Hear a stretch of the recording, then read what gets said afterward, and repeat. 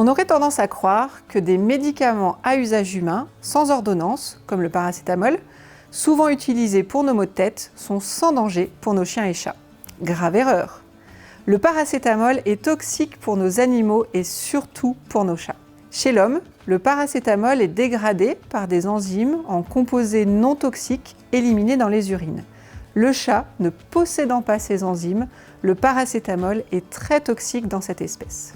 Il existe une dose thérapeutique chez le chien qui pourrait être prescrite par votre vétérinaire en cas de douleur. Mais chez le chat, le paracétamol ne doit jamais être utilisé. La dose toxique du paracétamol chez le chien est de 100 mg par kilo et chez le chat de 50 mg par kilo. Dans le cas d'intoxication au paracétamol, les symptômes de l'intoxication apparaissent 1 à 12 heures après l'ingestion. On observe alors des troubles digestifs comme des vomissements, de la diarrhée, une perte d'appétit, voire une douleur abdominale, mais aussi des troubles cardiaques et respiratoires et une coloration des urines. Les babines et les gencives peuvent changer de couleur et en particulier prendre une teinte marron caractéristique d'une intoxication au paracétamol.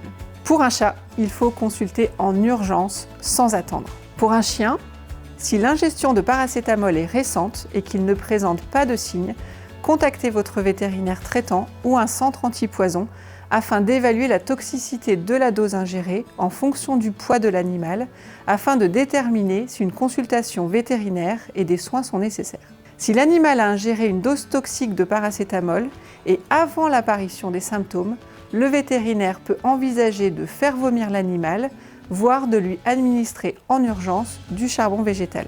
De manière générale, il est fortement déconseillé de faire de l'automédication car certains médicaments utilisés chez l'homme sont toxiques chez le chat et le chien, comme nous venons de voir avec le paracétamol.